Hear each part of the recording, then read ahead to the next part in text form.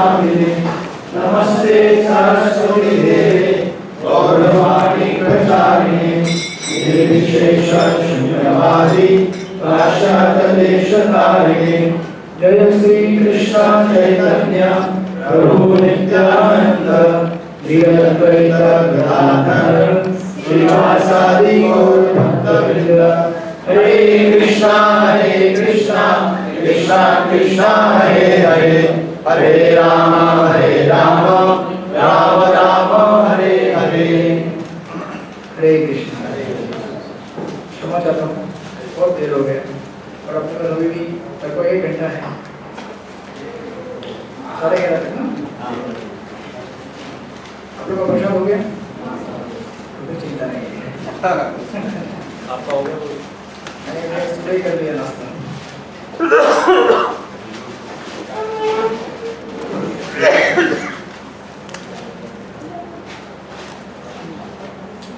श्लोक नंबर 41। गुरु परंपरा आज अच्छा प्रभुपाद के प्रणति में हो गया समय की कमी है अपने पास।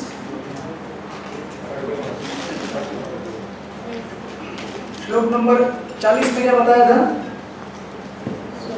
थोड़ी सी भी भक्ति का जो प्रयास है उसमें ना तो हानि होती है ना ही वो स्वल्प भक्ति ऐसे धर्मस्य उदाहरण किसका उदाहरण दिया गया तात्पर्य? उन्होंने कितना भक्ति किया था?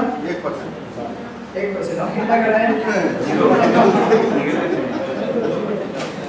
0 करने में भी रिजल्ट मिलेगा इधर माइनस। व्यवसायिका बुद्धि एकेह गुरुनंदन बहुशाखानंदश्च बुद्धयोगसारिणाम। बढ़िया बात। हरे कृष्ण। जो इस मार्ग पर चलते हैं वे प्रयोजन में दृढ़ रहते हैं और उनका लक्ष्य भी एक होता है। हे गुरुनंदन, जो दृढ़ प्रतिज्ञ नहीं है उनकी बुद्धि अनेक शाखाओं में विभक्त रहती है। ओके। इसके पहले वाला श्लोक क्या बताता है कि भक्ति कीजिए, थोड़ी भी भक्ति करेंगे तो बहुत रिजल्ट मिलेगा। और जो लोग इस मार्ग में चलते हैं अभी उन लोगों के लक्षण बताए जा रहे हैं। पहले श्लोक में 2 लक्षण बताए कि थोड़ा भी करेंगे तो उसका ज्यादा रिजल्ट मिलेगा और साथ में ये भी बताया कि इसमें कोई लॉस नहीं होता है, हानि नहीं होती है। और दूसरा अभी इस श्लोक में बताया कैरेक्टरिस्टिक्स की इस मार्ग में चलने वाले व्यक्ति का फोकस कैसा रहता है? 1 पॉइंटेड बोले तो मतलब जैसे अभी क्लास करना है तो करना है एग्जाम करना है तो करना है, भले 6 क्वेश्चन रहेंगे या अगली बार 5 ही क्वेश्चन रहेंगे, 4 ही रहेंगे। That is called determination. हमें अपना फोकस नहीं हटाना है, राइट? जैसे कि उदाहरण दिया गया है, तो लास्ट टाइम दिया था मैंने उदाहरण बिजनेसमैन का। बिजनेसमैन कभी भी अपने जीवन में जो भी कैलकुलेशन करता है खाली इस हिसाब से करता है कि कितना पैसा मिलेगा, किसी भी चीज़ में से कितना रिटर्न मिलेगा, राइट? वो उसका एक 1 पॉइंटेडनेस रहता है, किसी भी चीज़ में हटता नहीं वो उस फोकस से। वैसे ही जब यहाँ पे जो एनालिसिस हो रहा है आत्मा का 11 से 30 में भगवान ने बताया आत्मा यानी सनातन है, शरीर अस्थायी है, आत्मा के लिए कार्य करो। फिर अगर आत्मा के लिए कार्य करना है तो आत्मा के लिए 2 डेस्टिनेशन है। एक डेस्टिनेशन है इसी जगत में अच्छा सुख प्राप्त करो स्वर्ग लोक की प्राप्ति करके, लेकिन आत्मा का पोटेंशियल उतना ही नहीं है, आत्मा का पोटेंशियल बहुत ज्यादा है। आत्मा कहाँ जा सकता है? बोलो फिर वैकुंठ में जो सेकंड कैटेगरी उसमें फिर बहुत सारे वैरायटी मिलेगा, लेकिन वैकुंठ जगत में जाना हमें स्पिरिचुअल वर्ल्ड में। तो इसीलिए हमें आत्मा का पोटेंशियल कितना ज्यादा है वो देखना चाहिए, उसकी क्षमता कितनी है। उसकी क्षमता केवल ये नहीं कि वो इस जगत के कुछ सुखों को प्राप्त करे, वो इससे बड़े सुखों को प्राप्त कर सकता है वो। इसलिए हमें भी क्या होना पड़ेगा? व्यवसायिक का मतलब बिजनेस माइंडेड, व्यापारी बनना पड़ेगा हमें सबको, राइट? अगर व्यापारी नहीं बनेंगे तो क्लास नहीं हो पाएगा, फिर एग्जाम नहीं होगी, आपकी पढ़ाई नहीं होगी तो फिर भक्ति में ध्यान नहीं रहेगा, ध्यान हट जाएगा, ध्यान हटेगा तो दुर्घटना हो जाएगी। दिखा था ना आपको वीडियो, नजर हटी दुर्घटना घटी। तो इसीलिए वन पॉइंटेड होना चाहिए, फोकस्ड की आत्मा का बहुत ज्यादा पोटेंशियल है, उसको क्यों नहीं इस्तेमाल किया जाए। और दूसरी चीज, जो व्यवसायिक का नहीं है तो क्या हो जाएगा, बहुशाखा। बहुशाखा मतलब उसका दिमाग दुनिया की हजारों चीजों में घूम रहा है, राइट। तो एक जगह पे फोकस नहीं हो पाता है। जैसे समझो आप कभी इंटरनेट कंप्यूटर नेट ब्राउजिंग करते हैं, नेट ब्राउजिंग करते समय क्या करते हैं आप, समझो आप अभी तो आप सबके हाथ में है, ये तो बहुत पुराने पहले के उदाहरण दिए गए थे, लेकिन अभी रिसेंटली आपके हाथ में स्मार्टफोन है, अभी आप चेकिंग करने जाते हैं, राइट। तो चेक करते समय क्या होता है, चेक करते समय क्या होता है, हाथ में पकड़ते हैं और अंगूठा से नहीं उतना ही होता है क्या, और दूसरे खुल जाता है। समझो आप अगर देखने के लिए गए राधा गिरधारी जी का जो वेबसाइट रहेगा चेक करने के लिए गए, तो केवल एक वेबसाइट चेक करने जा रहे हैं, लेकिन साथ में क्या होता है, आपके मेल का पॉपअप आएगा, आपका व्हाट्सएप का पॉपअप आएगा, दूसरा कोई एड्रेस रहेगा उसका आएगा, कितने न जाने कितने शाखाएं खुल जाएंगी। और उस शाखाओं में अगर व्यवसाय का नहीं रहेंगे, वन पॉइंटेड नहीं रहेंगे, हमारा एक ध्यान नहीं रहेगा कि एक चीज करना है, तो फिर पता नहीं कहाँ चला जाएगा, इतना दूर चला जाएगा कि वापस आना ही संभव नहीं है उसके लिए, जब तक मोबाइल का बैटरी खत्म ना हो जाए।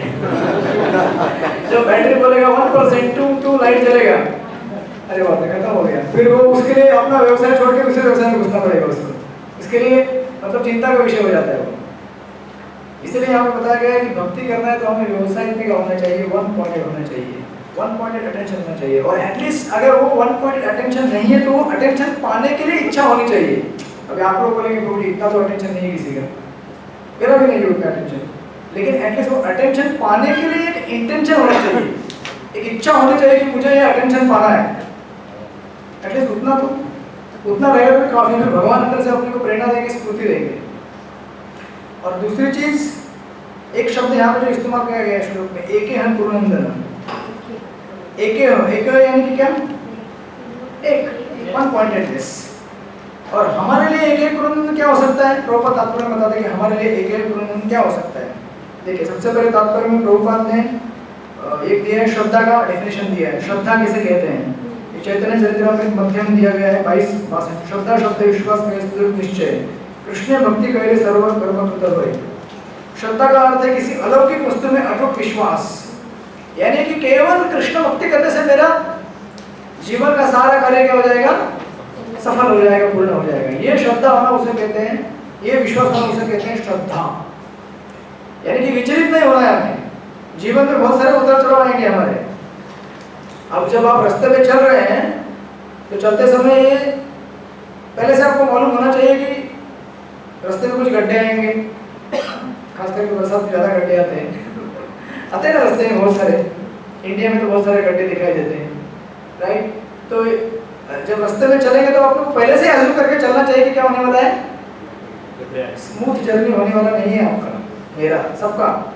वो जर्नी में आपको ऑब्स्टेकल आने ही वाले हैं, लेकिन अगर हम वन पॉइंट रहेंगे तो उससे डिस्ट्रैक्ट नहीं होने वाले हैं। चलो गड्ढा आया तो क्या हुआ, थोड़ा स्पीड स्लो कर दिया, गड्ढे में से गाड़ी निकाल दिया, अभी आगे रास्ता स्मूथ है, ऐसे चलना पड़ेगा। तो ये विश्वास रखना कि सिर्फ मैं चलते रहूंगा इस मार्ग में, सफलता प्राप्त करूंगा। हो सकता है कभी स्लो चलेंगे, कभी फास्ट चलेंगे, कभी गाड़ी रोकना भी पड़ेगा बीच में, राइट।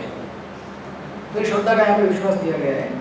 और नीचे प्रभुपाद एक डेफिनेशन देते हैं, एकदम बीच में जाइए, ये जो है ना, श्री विश्वनाथ चक्रवर्ती ठाकुर ने गुरु की प्रसिद्ध प्रार्थना में उपदेश दिया, यस्य प्रसादात् भगवत प्रसादो यस्य प्रसादात् नगतिनि कोपि, राइट। गुरु की दृष्टि से भगवान भी प्रसन्न होते हैं, गुरु को प्रसन्न किए बिना कृष्ण भावनामृत के स्तर तक पहुंच पाने की कोई संभावना नहीं है। तो हमारे लिए जो वन पॉइंटेडनेस है, वो वन पॉइंटेडनेस क्या है, गुरु के मार्गदर्शन में चलना। अभी आप बोलेंगे ठीक है गुरु के मार्गदर्शन में चलना, अभी गुरु कहाँ पे, यहाँ पे बोलेंगे गुरु महाराज तो ट्रैवल करते रहते हैं, यहाँ पे नहीं रहते हैं, तो फिर नेक्स्ट लेवल क्या है, तो गुरु के प्रतिनिधि है ना, गुरु के प्रतिनिधि है ना, जो आपको मार्गदर्शन देते हैं। अभी ऐसा टाइम नहीं है हमारे पास कि अभी गुरु हमारे साथ 24 घंटा रहेंगे, बोलेंगे बेटा अभी ये करो, अभी ये मत करो, है बोलने के लिए हमारे पास। तो आप बोलेंगे फिर ये कैसे हो गया? तो फिर गुरु के प्रतिनिधि है हमारे पास या फिर सीनियर डिवोटीज है, उनको हम मार्गदर्शन कर सकते हैं और उन्होंने दिया हुआ मार्ग जो है हम पालन कर सकते हैं। फिर जैसे आप उस मार्ग को पालन करेंगे धीरे धीरे, या तो वो आपको बताते रहेंगे कि ऐसा करते रहो आप, क्योंकि हर किसी के लिए अलग अलग डायरेक्शन आएगा, हर किसी के लिए सेम व्यवसाय में का एंगल नहीं दे सकते। किसी के लिए बोलेंगे कि ठीक है आप बॉम्बे में रहो, किसी के लिए बोलेंगे आप बॉम्बे छोड़ के जाओ, किसी के लिए बोलेंगे ठीक है आप ब्रह्मचारी बन जाओ, किसी के लिए बोलेंगे आप गृहस्थ बन जाओ, किसी के लिए बोलेंगे कि नहीं आप ये व्यापार करो या आप ये मत करो। हालांकि खैर ज़्यादा प्रोफेशन के बारे में नहीं बताया जाएगा, ज़्यादा पर्सनल लाइफ के बारे में बताया जाएगा, लेकिन कभी कभी हो सकता है प्रोफेशनल के बारे में बताया जाए। कुछ ऐसा प्रोफेशन है जिसमें आप 4 दिन का पालन नहीं कर पा रहे हैं, राइट, तो आपको एडवाइस किया जाएगा आप ऐसा प्रोफेशन चूज कीजिए जिसमें 4 दिन पालन कर सकते हैं, आप ऐसा प्रोफेशन चूज कीजिए जिसमें आप भक्ति कर सकते हैं ठीक से, आपके ऊपर ऑप्शन छोड़ा जाएगा। तो इसीलिए हमारे लेवल में व्यवसायिक का बुद्धि का अर्थ होता है कि गुरु या फिर उनके प्रतिनिधि या फिर जो सीनियर डिवोटीज हैं उनके मार्गदर्शन में चलें। फिर धीरे धीरे जैसे हम उस मार्ग में चलेंगे तो भगवान ने हमको अंदर से आवाज देंगे, ओके तुम्हारे लिए फिट है, तुम ये सेवा कर सकते हो, तुम्हारे अंदर ये टैलेंट है, तुम्हारे अंदर ये स्किल है, तुम ऐसे कार्य करो। तो इसीलिए ये श्लोक बहुत इंपॉर्टेंट है। और प्रभुपाद देखिए कई बार प्रभुपाद जब बाहर से आते थे वेस्ट से इंडिया में, मार्क्स लिख देंगे हरे कृष्ण, आपको व्यवसाय में कौन है अभी यहाँ पे उसको बाद में लिखिए, चिंता मत कीजिए और 10-15 मिनट मिल जाएगा, बोले मैं बोल दूंगा आपके लिए कितने मार्क्स है सबके पढ़ के, ठीक है, यहाँ पे ध्यान दीजिए, नहीं तो आप ये चूक जाएंगे फिर, ठीक है ना, आराम से कीजिए, चिंता नहीं। तो प्रभुपाद जब कई बार पश्चिमी प्रदेश से भारत में आते थे तो सीधा किधर जाते थे? चंद्रोदय मायापुर मंदिर जाते थे। तो ऐसे कई लोग हैं जो बोलते थे अरे कैसे शिष्य हैं ये, चैतन्य महाप्रभु का जन्मभूमि में जाते ही नहीं है ये, डायरेक्ट अपने मंदिर में घुस गए इस्कॉन के। तो प्रभुपाद कई बार बोलते थे कि चैतन्य महाप्रभु जहाँ जन्म लिए उस जगह से ज्यादा इंपॉर्टेंट है चैतन्य महाप्रभु ने क्या किया। समझ रहे आप? जन्मभूमि से इंपॉर्टेंट क्या है? अभी आप समझ रहे जन्मभूमि क्या है? आपके कौन सी जन्मभूमि है? मेरा गुजरात। गुजरात। कर्मभूमि कौन सी है? मुंबई। आपकी कौन सी है कर्मभूमि? गुजरात। नहीं, कर्मभूमि मुंबई। जन्मभूमि गुजरात। आप भी गुजराती है? चेहरे से मालूम पड़ता है, गुजरात लोग हमेशा स्माइल करते रहते हैं। आपकी कौन सी है? अच्छा, जन्म कर्म जो दिव्य मुंबई। इसलिए उनको हर एग्जाम में 25 आता है। क्या बात है, क्योंकि उनको मालूम है बॉम्बे में स्मार्ट कैसे बनना है। तो चैतन्य महाप्रभु के बारे में ये प्रभुपाद बोलते थे कि इसका मतलब ये नहीं कि जन्मभूमि इंपॉर्टेंट नहीं है हमारे लिए, जन्मभूमि इंपॉर्टेंट है, लेकिन सबसे इंपॉर्टेंट क्या है? कर्मभूमि। चैतन्य महाप्रभु इस दुनिया में आए, इससे ज्यादा इंपॉर्टेंट है वो क्यों आए? क्यों आए चैतन्य महाप्रभु? भक्ति का प्रचार करने के लिए। हम जैसे थर्ड क्लास, थर्ड में 4th, 5th, 6th, 10th, 25, 100 class लोगों को इस कलयुग में जो पहले कभी नहीं दिया गया था, सतयुग में ये सब ब्रज भक्ति नहीं दिया गया था। सतयुग, त्रेता, इवन द्वापर में भी नहीं। द्वापर में भगवान आया तो थोड़ा हुआ 5000 कलयुग के एंड में, द्वापर के एंड में, लेकिन जो कभी नहीं दी गया सबसे हाईएस्ट चीज देने के लिए इधर आए चैतन्य महाप्रभु, तो वो इंपॉर्टेंट है कि नहीं? और एक प्रभुपाद को प्रश्न पूछा गया था कि आपके जाने के बाद आपका सक्सेसर कौन होगा? सक्सेसर यानी कि आपका क्या बोलते हैं उसको? उत्तराधिकारी कौन होगा? प्रभुपाद ने क्या बोला? जो भी बनना चाहे वो हो सकता है मेरा उत्तराधिकारी। बोले जो भी मतलब क्या? बोले हाँ, जो भी बनना चाहे वो बन सकता है। क्या इसका मतलब? हाँ? क्वालिटी होगी। क्योंकि ऐसे तो डिसाइपल बहुत सारे हैं ना प्रभुपाद के।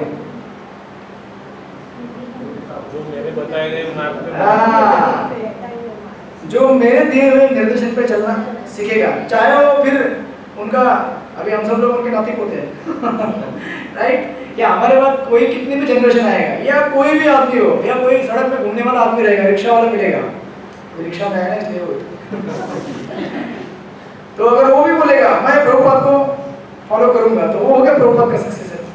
क्योंकि देखिए स्पिरिचुअल मास्टर या गुरु से आने वाली सबसे इंपॉर्टेंट चीज जो है वो हेरिटेज फिजिकल रूप में नहीं आती है, भौतिक रूप में नहीं आती है। यानी कि जैसे प्रभुपाद ने जो इस्कॉन की स्थापना किया तो उनको गौड़ी मठ से क्या मिला? बिल्डिंग मिला, टेंपल मिले, डिवोटीज मिले, क्या मिला प्रभुपाद को? गुरु महाराज अच्छा उनके पास एक टाइम में 2 समय पहनने के लिए कपड़े भी नहीं थे, खाने के लिए प्रसाद भी नहीं था, तो उन्हें क्या मिला? वो जो डिजायर है, भक्ति सिद्धार्थ सरस्वती ठाकुर के अंदर जो डिजायर था, इच्छा था, भगवान को ग्लोरीफाई करना, भगवान की स्तुति करना और भगवान के वचनों को दुनिया भर में फैला के लोगों को भक्त बनाना, वो इच्छा उन्होंने वहां से टैप कर लिया और उस इच्छा के बलबूते के ऊपर हम सब यहाँ पे खड़े हुए हैं। समझ में आ रहा है आप लोगों को? इसलिए हमारा मिशन ये नहीं है कि आप 1000 लाख बुक बांटो, हमारा मिशन ये नहीं है कि आप हजारों मंदिर बनाओ, हमारा मिशन ये नहीं है कि आप बहुत सारे क्लासेस करवाओ। हमारा मिशन क्या है? भगवान से प्रेम करना सिखाओ। समझ रहे हैं ना आप लोग? जब भगवान से प्रेम करना सीख जाएंगे हम लोग, बाकी सब चीज डिटेल है। फिर उस भगवान को प्रेम करने की इच्छा से मंदिर में निकलेंगे, लाखों करोड़ों बुक्स बांटेंगे, बहुत सारे भक्ति बनेंगे और बहुत सारे ऐसे भक्ति शास्त्री ऐसे बहुत सारे क्लासेस भी निर्माण हो जाएंगे, लेकिन वो इच्छा होनी चाहिए। इसीलिए स्पिरिचुअल मास्टर से जो अगर कोई लेगेसी आती है तो लेगेसी क्या है या हेरिटेज क्या है? इच्छा। इसीलिए देखिए हमारे पूरे गुरु परंपरा में देखेंगे जितने भी गुरु परंपरा के अंदर जो व्यक्ति होके गए हैं, सब लोगों ने क्या किया है? केवल अपनी इच्छा को ट्रांसफर किया है दूसरे व्यक्ति के साथ। उसने कुछ ऐसा लिंक में आपको दिखेगा नहीं इसने। हाँ, जनरली हम क्या बोलते हैं कि मेरे पिताजी मेरे को विरासत में बहुत बड़ा बंगला देके गए, बैंक में बहुत सारा एफडी में पैसा डाल के गए, अभी मैं वो चला रहा हूँ। बोलते हैं ना, घर में होता है ना हमारा बहुत सारा या जो भी है पैतृक संपत्ति, क्या पैतृक संपत्ति, हाँ पैतृक संपत्ति, पैतृक संपत्ती, मराठी में बोलते हैं वारसा। वारसा माझ्या वडिलांनी माझ्याकडे एवढा मोठा वारसा ठेवला आहे। लेकिन स्पिरिचुअल लाइफ टोटली डिफरेंट है। स्पिरिचुअल लाइफ में इनफैक्ट जब भक्ति सिद्धार्थ ठाकुर चले गए तो उनके पास जो सब मंदिर खड़े हुए थे बड़े बड़े, प्रभुपाद खुद बोलते थे कि मेरे गुरु महाराज बोलते जैसे जब से हमने पाक बाजार टेम्पल लिया है, सब मार्बल लगा हुआ है एकदम सटीक, तब से सब भक्तों में झगड़े चालू हो गए। ये रूप को कौन कैप्चर करेगा, ये सेक्शन में कौन रहेगा, या इस डिपार्टमेंट का हेड कौन बनेगा। समझ रहे हैं आप लोग? तो ये सब चीज अगर हम ये व्यवसाय में ध्यान नहीं रखेंगे तो इसमें फंस जाएंगे पूरा, क्योंकि आखिर ये सब भौतिक सृष्टि का एक चमत्कार है। ये सब जो दिखता है आपको, इसमें माया भी है और कृष्ण भी है। कृष्ण को देखने का अगर हमारे पास विजन नहीं मिला तो माया में फंस जाएंगे। इसीलिए व्यवसायिक का होना जरूरी है कि गुरु से हमें आने वाला सबसे इम्पोर्टेंट चीज क्या है?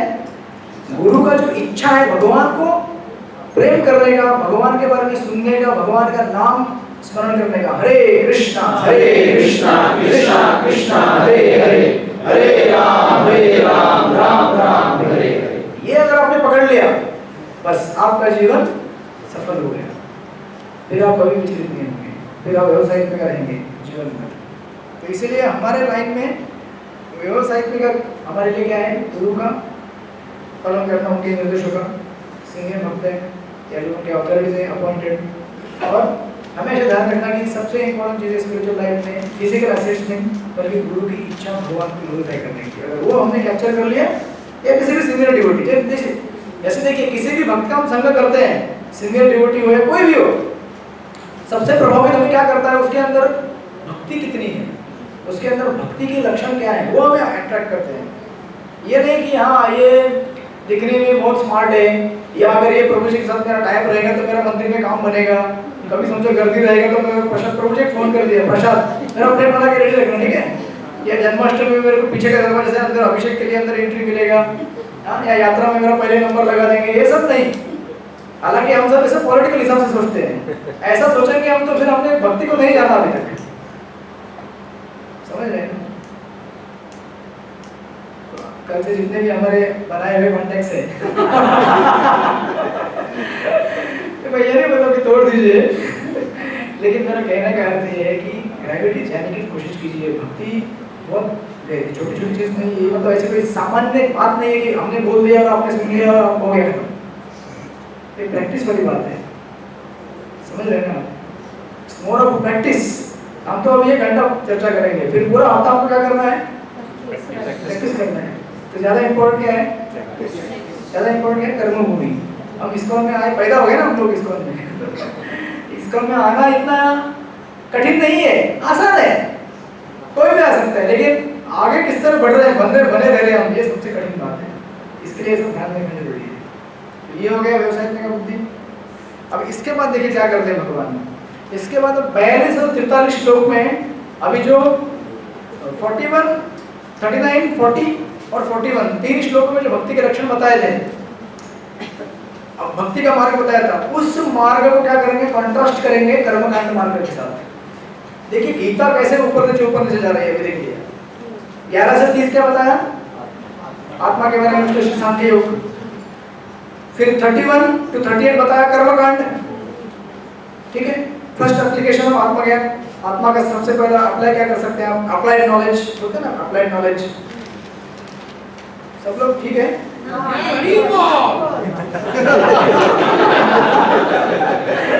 एकदम ज्यादा ही ठीक है।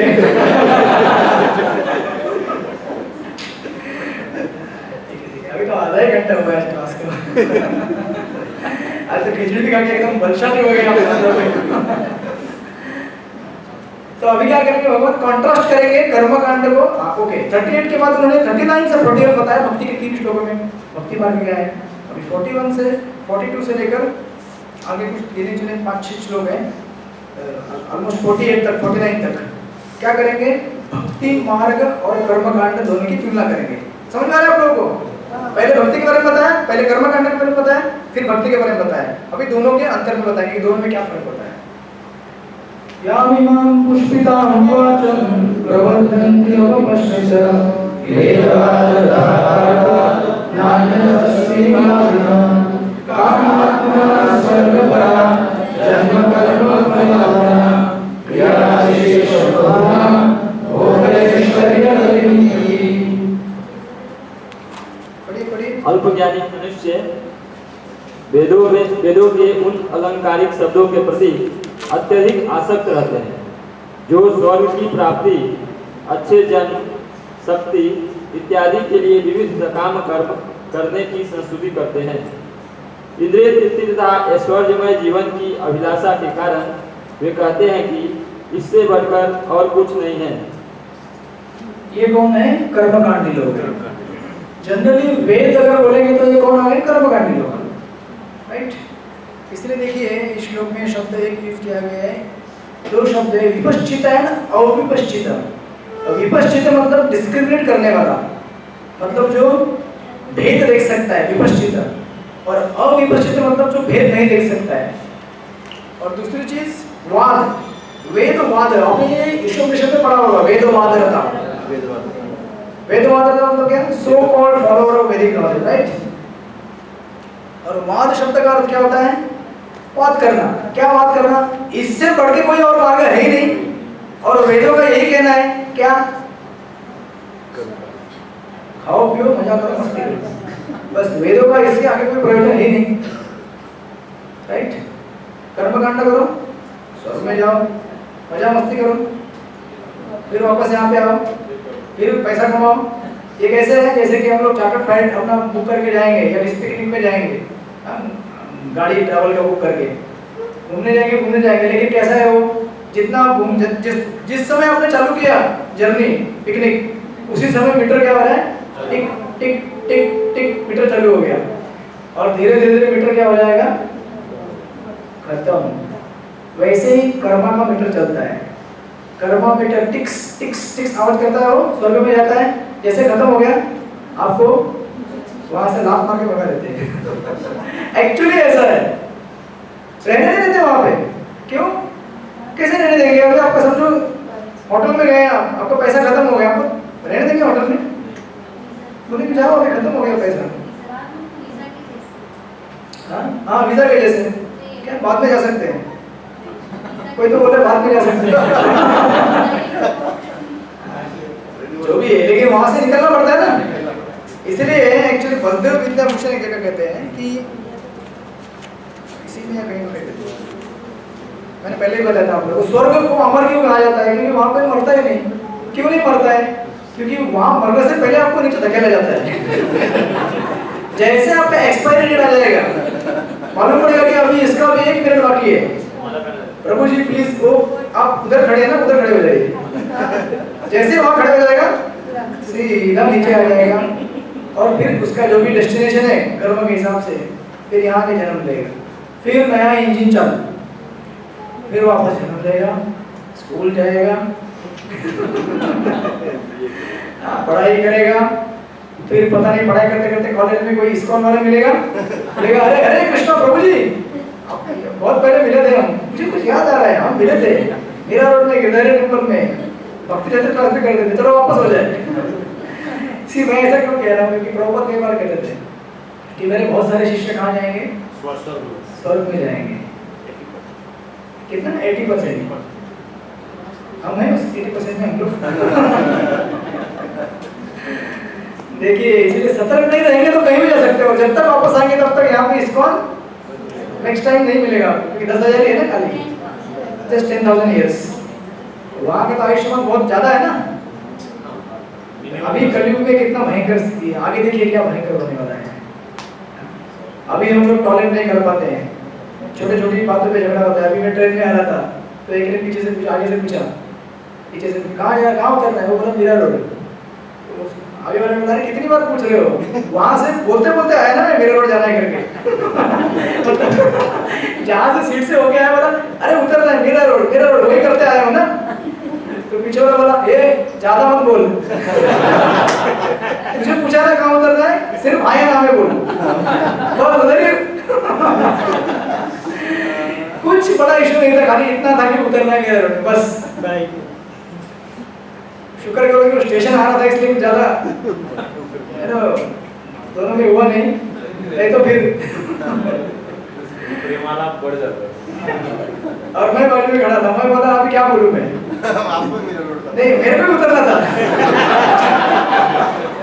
तो मैं खड़ा था ऐसा पकड़ के, मैं बोला अभी मैं बोलूंगा तो पीछे वाला और भड़क जाएगा।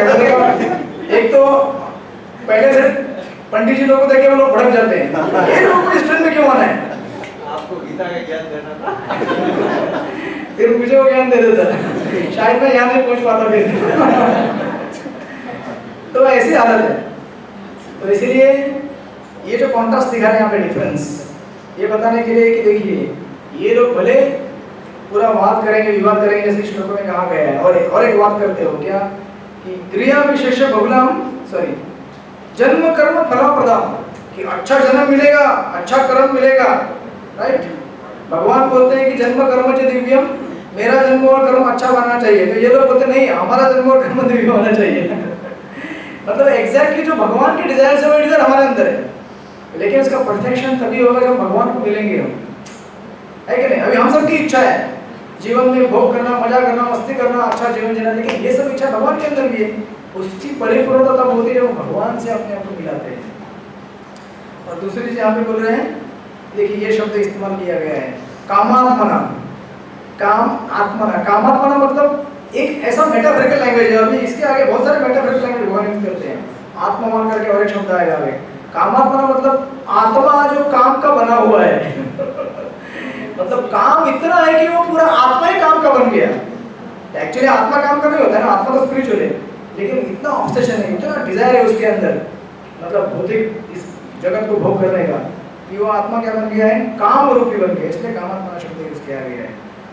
और दूसरी चीज क्रिया विशेष बहुलाम, भोग ऐश्वर्य गतिमपति।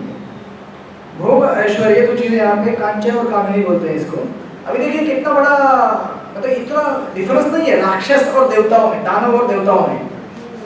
दानव और देवता दोनों क्या चाहते हैं? कांचन कामिनी चाहते हैं, भोग करना चाहते हैं। लेकिन एक व्यक्ति कैसे चाहता है? लाइसेंस लेके, ऑथराइज वे में, स्क्रिप्चरल कोटेशन लेके। अब ये सब देवता लोग हैं, ये लोग भी नहीं चाहते ना भोग और ऐश्वर्य, लेकिन कैसे?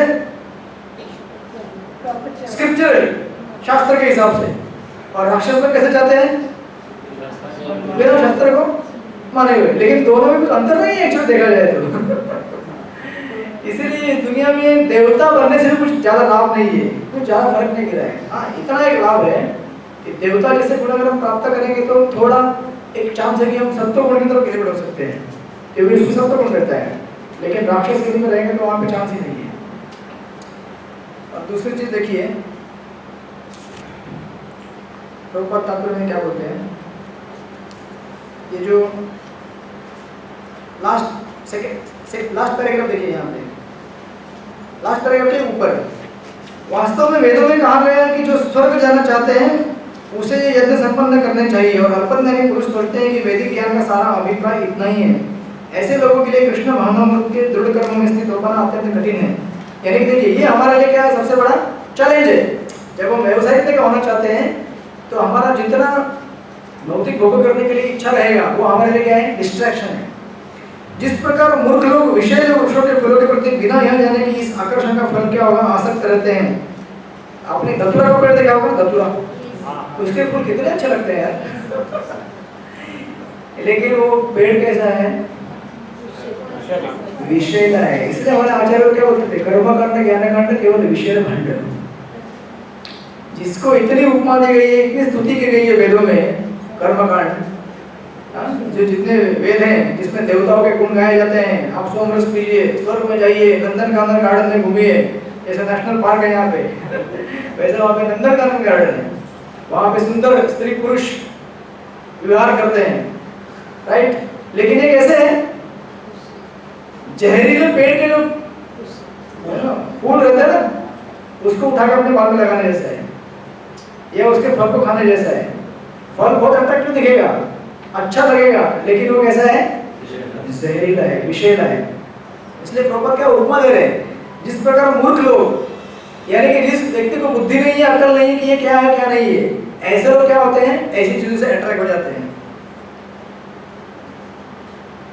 उसी प्रकार अज्ञानी व्यक्ति स्वर्गिक ऐश्वर्य तथा तज्जनित इंद्रिय भोग के प्रति आकृष्ट रहते हैं। और नीचे दिया है, वेदों के कर्मकांड भाग में कहा गया है, अपाम सोमृता अभूम तथा अक्षयम। बोलते हैं कि दूसरे शब्द में जो लोग चतुर्मास तप करते हैं वे अमर तथा सदा सुखी रहने के लिए सोमरस पीने के अधिकारी हो जाते हैं। यहाँ तक कि इस पृथ्वी में कुछ लोग सोमरस के लिए अत्यंत इच्छुक रहते हैं, जिससे वे बलवान बने और इंद्रिय तृप्ति का सुख पाने में समर्थ हो। ऐसे लोगों को भवबंधन से मुक्ति में कोई श्रद्धा नहीं होती और वे वैदिक यज्ञों की तड़क भड़क में विशिष्ट आसक्ति रखते हैं। तड़क भड़क यानी कि कैसा है, एकदम एक्शन ओरिएंटेड चाहिए। वो बोले जपा करो, हरे कृष्ण जप, क्या सिंपल है यार, कोई बच्चा कर सकता है, तो करो ना, फिर तो नहीं करेंगे। उनको बोलेंगे नहीं, अपने इधर यज्ञ होने वाला है, अग्नि जलेगी, धुआं उठेगा, आग आएगा ऐसा बहुत बड़ा, सब लोग बोलेंगे हाँ हाँ हमको आना है के लिए, और बोलेंगे जब करो, ये सिंपल है, बोल कोई नहीं करेगा। यानी कि बेसिकली लोग क्या है, राजसिक ज्यादा रहते हैं। रजोगुण और तमोगुण में लोगों को एकदम ऐसा, उसको इंग्लिश में बोलते हैं पॉम्पस सेरेमनी, मतलब ऐसा बैंड बाजा बजना चाहिए, धूम धड़ाका, पटाखे उड़ने चाहिए, तभी लगेगा कि ये मंदिर है भाई। मंदिर में लोग बैठे हैं, बैठ के शांति से जप कर रहे हैं, ये मंदिर है। और अगर हम सो गए तो बोलेंगे ये तो मंदिर है ही नहीं। जब हम लोग थक जाते हैं, नींद आ जाती है, तो बोलेंगे मंदिर, कुछ एक्शन नहीं हो रहा है यहाँ पे। तो तड़क भड़क लोगों को ज्यादा अच्छा लगता है, क्योंकि क्या है, रजोगुणी है। और देखिए ये कलयुग का जो लक्षण है आज का दिया हुआ, ये कलयुग में बेसिकली सबसे ज्यादा क्वांटिटी किसका है, ब्राह्मण क्षत्रिय शूद्र वैश्य में। ऐसा कहा जाता है, स्टैटिस्टिक्स है, ऐसा कहा जाता है कि अगर समझो आपके पास 1000 पॉपुलेशन रहेगा, 1000 का, तो सुना होगा कई बार ये 1000 लोगों में कहते हैं कि केवल एक ब्राह्मण रहता है, उसमें 9 क्षत्रिय रहते हैं और 90 वैश्य रहते हैं और बचे 900 शूद्र। अभी देखिए जो बचा हुआ एक व्यक्ति है ना ब्राह्मण, वो भी तब तक ब्राह्मण नहीं है जब तक उसको ट्रेनिंग ना दिया जाए ब्राह्मण बनने का। यानी कि देखिए जो वर्ण आश्रम में जो डिवीजन किया जाता है, वर्ण यानी कि ब्राह्मण मतलब गुण ना, क्वालिटी। लेकिन वो क्वालिटी को आप डेवलप नहीं करेंगे तो कैसे बनेगा वो। इसलिए देखिए आज के जमाने में बहुत सारे लोग इंटेलेक्चुअल ओरिएंटेड हैं, ब्राह्मण टाइप के। अभी आप में से कितने लोग ब्राह्मण हैं? अरे ब्राह्मण परिवार में जन्म लिए, अगर समझो आप इस्कॉन में नहीं होते, यहाँ नहीं, आप भी ब्राह्मण परिवार से, आत्मनिवेदन करो। अगर समझो आप आज यहाँ पे नहीं होते, आप बाहर होते, तो चूंकि आपके अंदर क्वालिटी है ब्राह्मणिकल क्वालिटी का सबसे बड़ा लक्षण क्या होता है? पढ़ाई करने को अच्छा लगता है। समझ में आपको? तो अभी अगर मैं यहाँ पे नहीं हूँ, यहाँ पे हूँ तो मैं क्या करूँगा? गीता पढ़ूंगा या भगवत दर्शन पत्रिका जैसी कुछ चीज़ें पढ़ूंगा। अगर मैं यहाँ नहीं हूँ तो मैं बाहर रहूँगा, मेरे अंदर पढ़ने की प्रवृत्ति वो नहीं जाने वाली है, लेकिन मैं क्या पढ़ूंगा? सरस सलील वो मराठी में आता था, गुरु शोभिका आता है अभी भी आता है। कितने साल हो गए, कुछ ऐसे मैगजीन्स है जो बाहर आते थे। मेरे कॉलेज में होते आता था साइंस रिपोर्टर करके,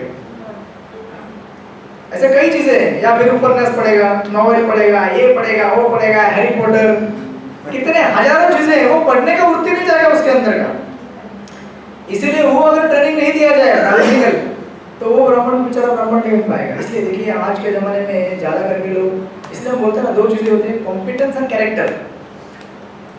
सबके पास स्किल है लेकिन कैरेक्टर पूरा लॉस है परिवार में जन्म हो ब्राह्मण लेकिन कैरेक्टर थर्ड क्लास। क्यों ऐसा हुआ है?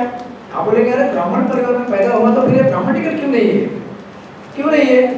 क्योंकि ट्रेनिंग नहीं दिया ना उसे ब्राह्मण बनने का, लेकिन उसके अंदर जो गुण है ब्राह्मण होने के, वो गुण तो दिखाएगा लेकिन दूसरे साइड में दिखाएगा। इसलिए ऐसे कॉर्पोरेट में काम करने वाले देखिए, इसलिए आप देखेंगे जो बड़े बड़े आईटी सेक्टर में काम करते हैं, मतलब जो डिकोडिंग करते हैं, कोडिंग करते हैं, क्या करते हैं, प्रोग्रामिंग करते हैं, सब इंटेलेक्चुअल लोग हैं सब लोग, या जो कोई फिलोसोफर है, विचारवंत लोग हैं, सब फिलोसॉफिकल लोग हैं, लेकिन उनको उनका कैरेक्टर में ट्रेनिंग नहीं दिया गया, इसीलिए उनका केवल क्या दिख रहा है?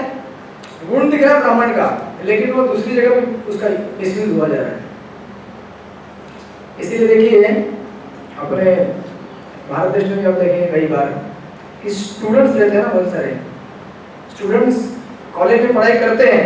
अभी मैं कई बार कॉलेज में जाता हूँ, कुछ प्रोग्राम्स वगैरह करता हूँ, इनको केवल इंजीनियर कैसे बनना है सिखाया जाता है, कैसे डॉक्टर बनना है सिखाया जाता है, लेकिन अगर उसको अच्छा कैरेक्टर नहीं देंगे तो ये डॉक्टर बनके क्या करेगा? लोगों को लूटमार करेगा, है ना? हो सकता है ना, क्यों नहीं हो सकता है?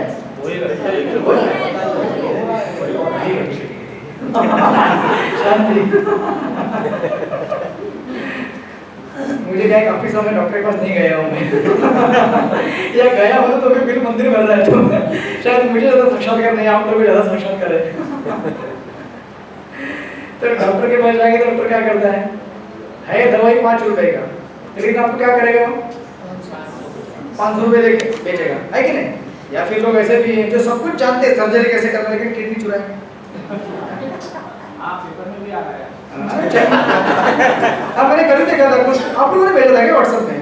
इधर कुछ चेंबूर में कुछ तो हो रहा है, चेंबूर में कुछ रैकेट फैला है जो चोरी कर रहा है बच्चों को चोरी करके उनका अंदर का ऑर्गन्स चुरा के लेके जा रहे हैं सब। तो ऐसा होता है, इसीलिए ये इनफ नहीं है। आज की जो एक साइड की सिविलाइजेशन है हमारी, वन साइडेड सिविलाइजेशन, कि हम केवल स्किल में ट्रेनिंग देंगे आपको, केवल स्किल में ट्रेनिंग देने से नहीं काम बनेगा।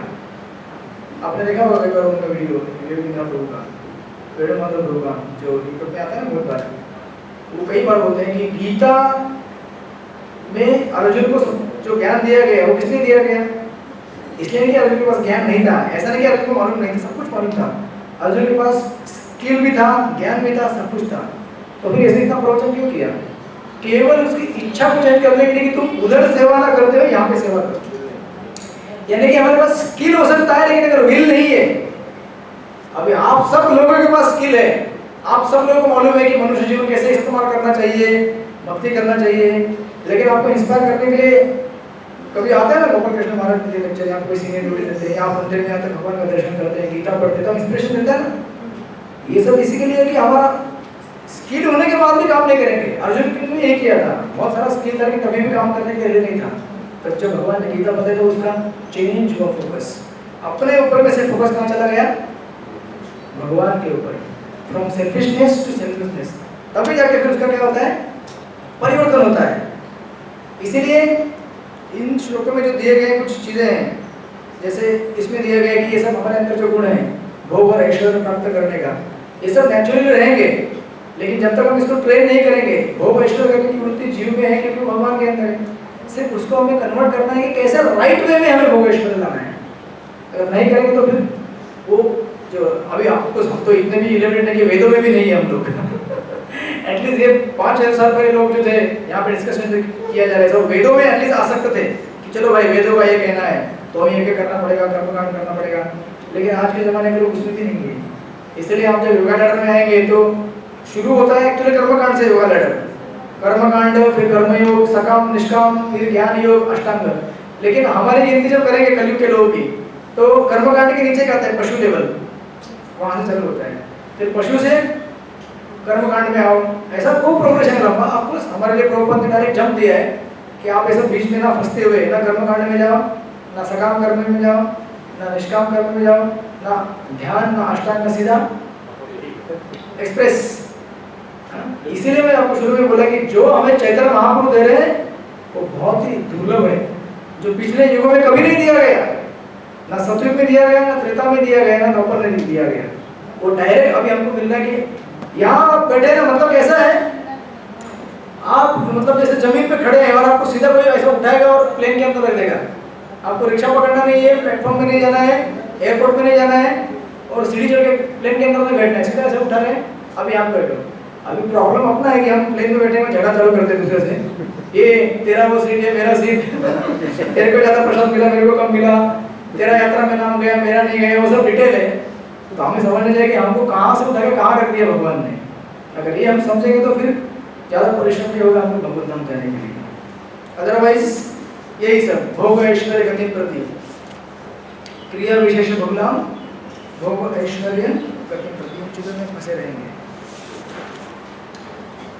ओके, अभी इसके बाद देखिए, यहाँ तक विवरण करने के बाद इसका अभी अब तक फ्लो देखिए। 40वें श्लोक में क्या बताया कि हमें कुछ तो सनातन चीज को प्राप्त करना चाहिए, इटर्नल। 41 में बोला कि इसके लिए हमको व्यवसायिक का होना चाहिए, 1 पॉइंटेड। 42 43 में बोला कि ऐसे कितने लोग हैं जो व्यवसायिक का नहीं है, जो क्या है दुनिया में हर जगह घूम रहे हैं, ये चीज चाहिए वो चीज चाहिए। और अभी 44 में बोलेंगे जो लोग 1 पॉइंटेड नहीं है वो लोग क्या होंगे और कैसे भ्रमित हो सकते हैं। देखिए, भोग ऐश्वर्य प्रसक्तानां तया अमृत चेतसां व्यवसायिका बुद्धि समाधो विधीयते। जो लोग इंद्रिय भोग तथा भौतिक ऐश्वर्य के प्रति अत्यधिक आसक्त होने से ऐसी वस्तुओं से मोहग्रस्त हो जाते हैं, उनके मन में भगवान के प्रति भक्ति का दिल निश्चय नहीं होता। अभी देखिए कितना इंटरेस्टिंग शब्द यूज किया गया यहाँ पे, अपहरण। अपहरण का क्या होता है मालूम है आपको? अपहरण यानी कि किडनैप कर लेना। हम सबका चित्त किडनैप कर लिया गया है। किसने किडनैप किया है?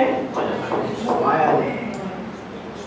किसी के लिए स्पोर्ट हो सकता है, किसी के लिए मैथुन जीवन हो सकता है, किसी के लिए सिनेमा हो सकता है, किसी के लिए पोटैटो चिप्स।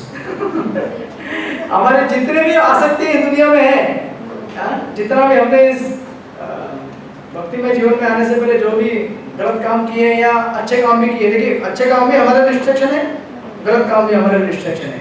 ऐसे नाना तरह के डिस्ट्रैक्शन हमारे अंदर बैठे हुए हैं। तो ये किडनैप जो कॉन्शियसनेस हमारा की, जैसे देखिए सिंपल मैंने उदाहरण पहले दिया था, जैसे कोई आदमी टीवी देखता है, जितना समय तक टीवी देख रहा है ना, उतना समय तक उसका चित्त क्या हुआ है? टीवी के अंदर जाकर बैठ गया है। और जैसे टीवी हिलेगा वैसे ये भी हिलेगा। अगर टीवी को उठा के ऐसा रख देंगे तो भी ऐसा हो जाएगा, टीवी को उठा के ऐसा लेके जाएंगे वो भी चलते जाएगा उसके पीछे पीछे पीछे। ऐसा क्यों? क्योंकि उसका चित्त उसमें फंसा हुआ है। और जब तक हम ये डिसाइड नहीं करते कि अभी मुझे भाई बहुत हो गया, अभी 1 पॉइंट होना है और चित्त को वहाँ से उठाता नहीं, तब तक व्यवसाय करना संभव नहीं है। तब तक समाध होना विधीयते ऐसा होता रहेगा। भोग ऐश्वर्य ये सबसे तो बड़े ऑब्स्टेकल है भक्तों के लिए। एक्चुअली भक्ति में सबसे बड़े बाधक हैं भोग और ऐश्वर्य। जब भोग रहेगा तो भी हमारा चित्त चला जाता है, और जब ऐश्वर्य आएगा तो क्या होता है? हम गर्वित हो जाते हैं, इतना सारा मेरे पास ऐश्वर्य है। इवन भक्ति में ऐश्वर्य भी हमारे लिए बाधक रहता है। कभी कभी मेरा दीक्षा हो गया है, मैं ब्राह्मण हूँ, इसका तो दीक्षा भी नहीं हुआ है, ये तो ब्राह्मण को छोड़ ही दो, या फिर जिसका दीक्षा नहीं होती कितने आए रहती है। अभी समझो कोई अगर एक माला करता है, 4 माला करता है, उसके सामने आप 16 माला करके ऐसे घूमते हैं तो नेचुरल लगता है ना अपने को। एक माला करता है, इतना साल हो गया मंदिर में आता है, खाली खाने को आता है, होता है ना? नहीं होता है क्या? सब दूध के धुले हुए हैं क्या? केवल मैं ही नहीं हूँ। देखिए मतलब कितनी छोटी छोटी चीजें हैं जो हमें अफेक्ट कर सकती हैं। यहाँ तक कि महाराज राधा रानी कई बार ऐसा करते हैं कि यहाँ तक कि भक्तों को ये भी गर्व हो सकता है कि धोती में कैसे पहनता हूँ, देखो मैं कैसे प्रसाद खाता हूँ, मैं कैसे तिलक लगाता हूँ, देखो मेरा एकदम सटीक तिलक आता है, एकदम तुलसी को इतना ऐसा लग रहा है कि गोलों की तुलसी यहाँ पे आ गई है। किसी भी बात से गर्व हो सकता है। भोग और ऐश्वर्य, भोग तो हमारे लिए अनादिकाल के बड़ा बाधक है ही है, क्योंकि हम अनादिकाल से भोग करते आ रहे हैं, तो चित्त में फंसा हुआ है पूरा कॉन्शियसनेस किडनैप करके ऐसा पकड़ के ऐसा मतलब बांध के ऐसा रखा हुआ है कि वो छोड़ ही नहीं रहा है। और इसमें अगर ऐश्वर्य दिया जाए तो और कितना उसके लिए मद और मत्सर आ जाता है उसके अंदर, तो इसलिए बहुत बड़े बाधक के तात्पर्य प्रभुपाद लगते हैं। इस समाधि का अर्थ है स्थिर मन। वैदिक शब्दकोश निरुक्त के अनुसार सम्यक अधीयते, जब मन आत्मा को समझने में स्थिर रहता है तो उसे समाधि कहते हैं। जो लोग इंद्रिय भोग में रुचि रखते हैं, आत्मा जो ऐसे क्षणिक वस्तुओं से मोहग्रस्त होते हैं, उनके लिए समाधि कभी भी संभव नहीं है। माया के चक्कर में पड़कर वे न्यूनाधिक पतन को प्राप्त होते हैं।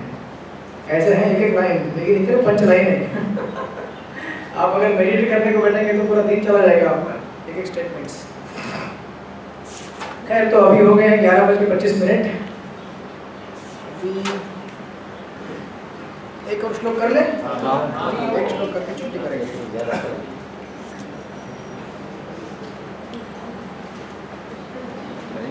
त्रैगुण्य विषय वेदा त्रैगुण्यो भवार्जुन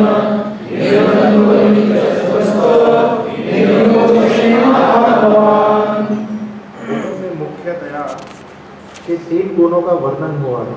हे अर्जुन, इन तीनों गुणों से ऊपर उठो, समस्त द्वैतों और लाभ तथा सुरक्षा की सारी चिंताओं से मुक्त होकर आत्मपरायण बनो।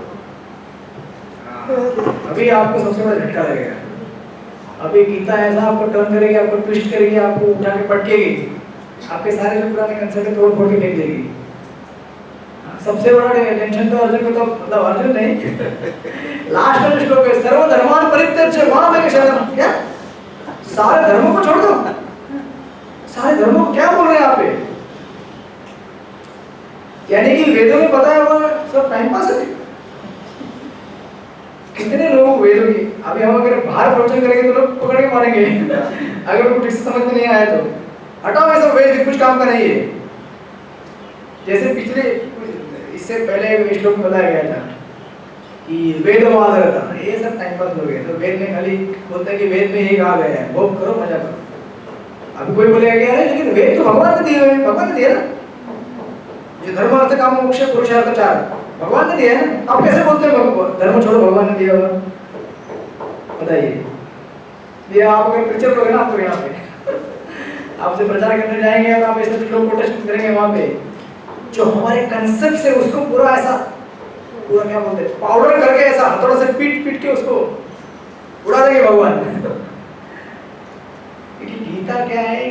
ऐसा एक 1 पॉइंटेड प्योर ब्रज भक्ति है एक्चुअली, क्योंकि भगवान श्री कृष्ण ब्रज के है ना, तो कोई मिश्रण नहीं है कचरा। हालांकि सब बताते हैं कि ये मार्ग है, ये मार्ग है, ये मार्ग है, सब कुछ बताते हैं, कर्मकांड, ज्ञानकांड, सकाम, निष्काम, अष्टांग सब बताएंगे।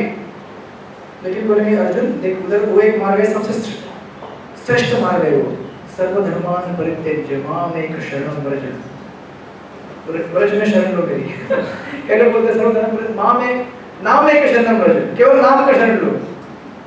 कलयुग में तो नाम ही है ना, हरे कृष्णा कृष्णा कृष्णा हरे हरे, हरे राम राम राम हरे हरे। तो आप क्या उत्तर देंगे फिर? कोई बोलेगा धर्म को छोड़ दो, क्या बोल रहे हैं आप? धर्म को छोड़ दो, वेदों को छोड़ दो बोल रहे हैं यहाँ पे। इसके आगे बोलो, देखिए सर यही है ना निस्त्रय गुण्य। हाँ ये वेदों के ऊपर निकलो अर्जुन, तो क्या उत्तर देंगे आप? वेदों का सार व्यक्ति का आस्था है, उसके उसके लायक है, जो उसको उसको उस स्तर को चाहिए तो उसको उस स्तर पर दिया जाएगा, जो उससे ऊपर उठने वाला है उसको ऊपर उठने। सब मतलब आपका क्वालिफिकेशन वहाँ जाने का तो आप वहाँ जाइए, आपका उतना लायक ही नहीं जाने का, ठीक है? ऐसा बोलेंगे आप? अरे आपका तो लायक ही नहीं है IIT में आने का, आप उधर ही रहो इंडियन डालमिया में। मेरे क्वालिफिकेशन IIT में पढ़ने के, मैं IIT में जाऊँगा। स्कूल कॉलेज होता है वैसा है, जैसा कि स्कूल का स्तर फिर कॉलेज का स्तर होता है, फिर आगे उसको वैसा स्तर होता है। हाँ बताइए। एक्चुअली भगवान को जानना ही वेदों का साथ है। वेदों का अंत वहाँ नहीं होता, यहाँ पे भगवान से कुछ समझते हैं। भगवान को जानना है, वेदों का क्या है? अंत है, अंत है। कहाँ बताया गया है? अभी कोई बोलेगा मुझे कोटेशन बताओ। इसी में कहा गया तो आगे का नहीं, मुझे वेदों में से बताओ। नहीं, वेदों में नहीं, इससे भागवत गीता में। नहीं, मुझे मैं वेद ही पढ़ता हूँ, मैं वेदवादी हूँ, मैं वेद अवतारता हूँ।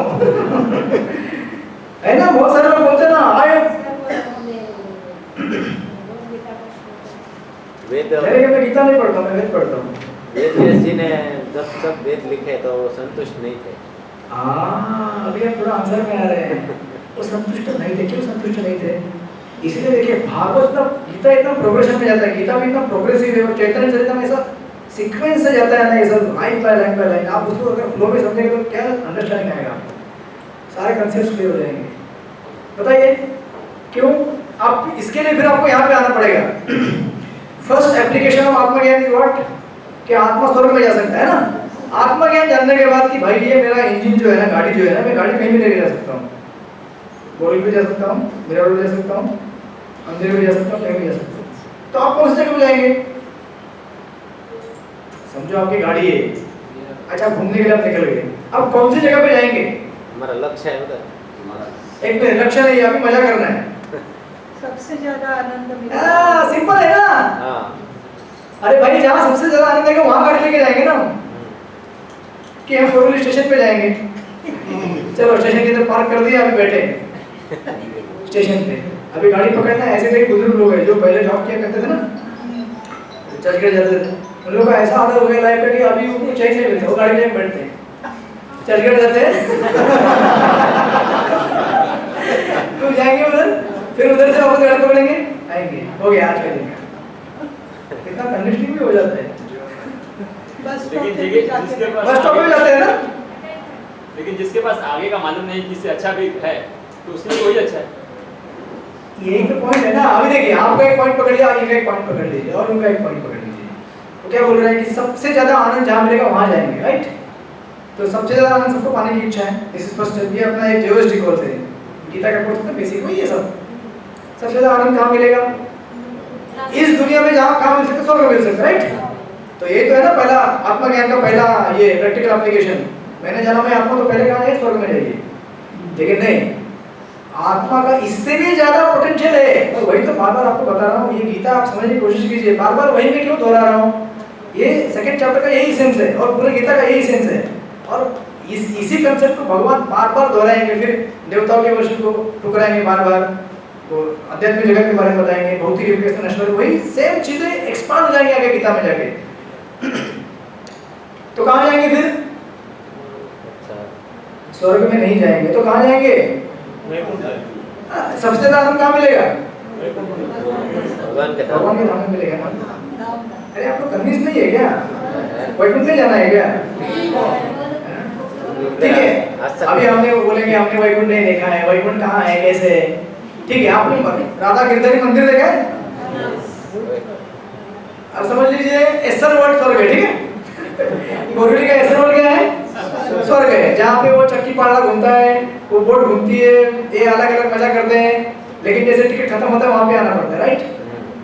और हर बार जाने पे हर समय का टिकट लगता है। और यहाँ पे मंदिर भी है, इसका मतलब आइए, फ्री में प्रसाद मिलता है, फ्री में दर्शन करने को मिलता है, जप करने को मिलेगा, डांस करने को मिलेगा, कीर्तन सुनने को मिलेगा, कितना कुछ सुविधा यहाँ पे। और यहाँ पे टिकट कटता है, एक ही टिकट कटता है। अगर आप जप करेंगे हरे कृष्णा का 4 नियम पालन करेंगे, और कोशिश भी करेंगे जो नए नए लोग हैं। अब हम तो ये तो नहीं बोलते हैं कि पहले दिन आया तो 4 नियम एकदम स्ट्रिक्टली पालन करना चाहिए, नहीं ना। तो इसको आप वैकुंठ समझ लीजिए। तो फर्स्ट फेज है कि आनंद प्राप्त करना चाहते हैं, सेकंड फेज है कि हमको आनंद प्राप्त करने के लिए जाने के लिए फिर ऑप्शन क्या है? पहला ऑप्शन है एसर वर्ल्ड, स्वर्ग, वहाँ नहीं यार, वहाँ जाते हैं लेकिन टिकट खत्म हो जाएगा तो वापस आना पड़ता है। ऐसी जगह पे क्यों जाने का, बार बार जाने का, आने का मजा नहीं यार। ऐसी जगह पे जाओ जहाँ पे जाके सुप्रीम आनंद मिलेगा और एक बार गए तो वापस आने की इच्छा नहीं होगी। हरि बोल।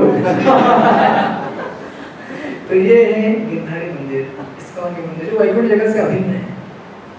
तो ये उसका मैं इसलिए देखिए वेदों में कहा गया है ना कि धर्म, जो धर्म अर्थ काम मोक्ष कहा गया है, ये धर्म भगवान इसीलिए मना करते हैं, या भागवत में जाएंगे प्रथम स्कंद में इसको बोलते हैं कैतव धर्म, चीटिंग करने वाला धर्म है। प्रभुपाद एक हिंदी लेक्चर में बोलते हैं ऐसे धर्म पर झाड़ू मार के कचरा करके निकाल दो बाहर करके। ये अंडरस्टैंडिंग आप सामान्य व्यक्ति को नहीं आएगा, केवल भागवत पढ़ने वाले व्यक्ति को ही आएगा। इसीलिए ये सब फ्लो में समझना जरूरी है। तो आप जाके बाहर से फ्लो बोल देंगे तो लोग आपको थप्पड़ देंगे। बोले क्या वेद, वेद बेकार है, कौन बोला वेद बेकार है? तो उसको समझाना पड़ेगा कि आत्मा है, आत्मा का ये पोटेंशियल है, आत्मा का पोटेंशियल इससे परे है, इससे बहुत ज्यादा कुछ पा सकता है। और वो क्या पा सकता है, जहाँ कहाँ जाके पा सकता है, स्वर्ग में जाके पा सकता है, नहीं वैकुंठ में। इसीलिए धर्म को क्या कहा है, चीटिंग धर्म कहा गया है, कई तो धर्म कहा गया है भागवत के। ठीक है, तो समय हो गया, इसका और विश्लेषण आगे देखेंगे अगली बार आने के बाद, अगले सत्र में। श्रील प्रभुपाद की जय, श्रीमद् भगवद गीता की जय। वांछा कल्पतरुभ्यश्च कृपा सिंधुभ्यश्च वैष्णवेभ्यो अनंत कोटि वैष्णव वृंद की जय।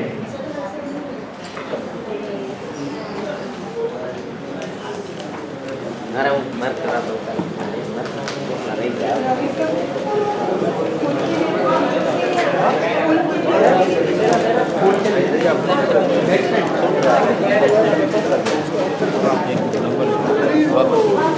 बंद कर देंगे तो